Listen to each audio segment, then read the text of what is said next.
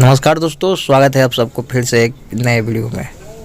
जी हाँ दोस्तों, जिस घड़ी का इंतज़ार पवन सिंह के फैंस कर रहे थे, फाइनली वो घड़ी आ चुका है और आप सबके बीच में एक नया पोस्टर इस वीडियो में आप लोग थंबनेल पर भी देख लिए होंगे कि यारा कभी हारा नहीं है। जी हाँ दोस्तों, बहुत इंतज़ार करने के बाद जाहिद अख्तर का गाना लिखा हुआ, प्रियांशु सिंह का म्यूजिक और गाने को गाए हैं पवन सिंह और फीमेल में है शिल्पी राज। तो काफ़ी बवंडर गाना है, जैसा कि आप लोग यहाँ इस गाने का पोस्टर को देख सकते हैं।